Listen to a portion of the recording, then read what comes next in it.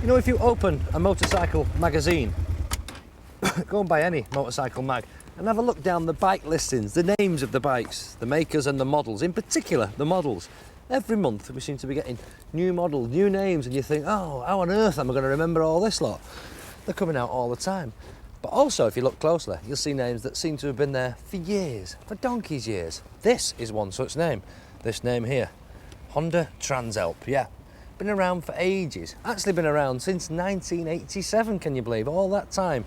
So they must have been doing something right, but it's grown up a little bit since then. Back in 87, the Transalp was a 600cc V-twin motor. Well, it's still a V-twin, but it's grown up now to a 650cc, well actually 649cc I think it is.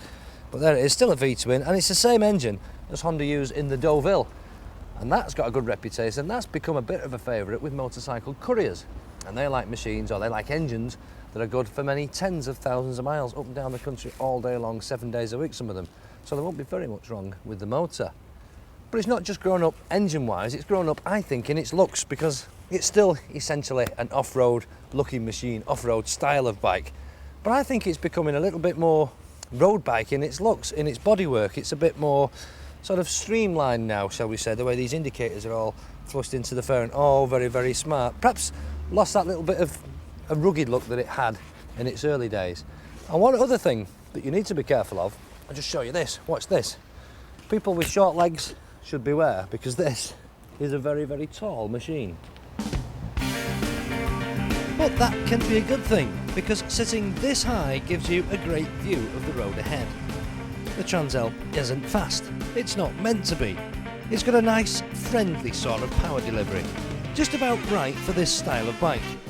It really is an easy bike to ride, there's no nasty twitches, everything's just very predictable and very sure-footed.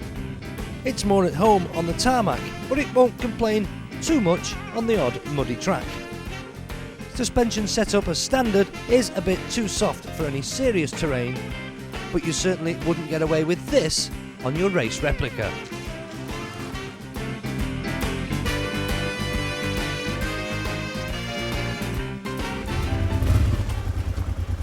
So while we're on the off-road theme, let's have a look at the off-road bits and pieces on the Transalp. Well, the most obvious one is down there, bottom of the engine. Have a look at that. How's that for a sump guard, eh? Massive, huge, big bash plate on the bottom there, so that'll protect the bottom of the engine should you choose to do any off-roading over rocks and boulders and things like that. And also it'll protect the downpipe for the exhaust as well, because the front cylinder comes right down there, right behind that. So that's all protected nicely. And then the exhaust along up here. Any off-road bike, any decent off-road bike has the exhaust up there, tucked up high, out of the way, out of harm's way where it can't get bashed and wrecked. And while we're on the back end here, nice big rack there, look at that. Big solid thing there, you could stick a top box on there, fill it up, you could strap luggage to it, you could do anything you like really. And somewhere nice and easy for your pillion to hang on to. And I've been riding this two up, had a pillion on the back quite a bit, quite a few times. And it's nice with a pillion on the back, it's quite easy to ride, it doesn't upset the handling of it. And it's quite comfy for the pillion because the seat is pretty good. But if you don't like the seat, you can take it off. Wouldn't be much use if you took it off, would it? But there you go, it comes off like that. And there's not much to see under there. Big hole there, you could probably get a packet of crisps and a toothbrush in it, but little else. So let's put that back on out of the way. Up here on the dashboard, come and have a look up here. There's nothing too fancy about it, but it just looks nice. It's full of rain at the moment, of course, but it's nice and classy, it's well finished, it's well done, it's nicely put together. And over here, the left-hand side, my favourite, I'm always moaning about it, fuel gauge. We've got a fuel gauge. We like bikes with fuel gauges. But going on the off-road thing, still on the off-road theme, we've got these over here, on the top of the bars. Or on each side, of course, these knuckle guards, hand guards. Stop you bashing your fingers as you're going down the dirt track, stop all the branches bashing your fingers. But I suspect that most people who own a Transalp won't go on the dirt tracks because, let's face it, the off-road ability of this is, shall we say, somewhat limited. But these are actually great for keeping your hands warm. Because when you get cold fingers, when you're riding a bike, the things that make your hand cold is the wind. It's the wind chill that makes your knuckles freeze and makes your fingers freeze up. Well, them help to sort of stop the wind blowing on your hands. So they do keep your hands quite warm. So very useful even on a road bike. Doesn't have to be an off-road bike. Which I'll tell you what it hasn't got. And I hate it. I hate for saying this. It hasn't got a centre stand. And you know what really annoys me about it? Is that underneath there, are the holes for the spindle for the centre stand. So it's all there, it just needs the stand putting on it, but they don't do it. You don't get it, but you can have it, but you'll have to pay extra for it.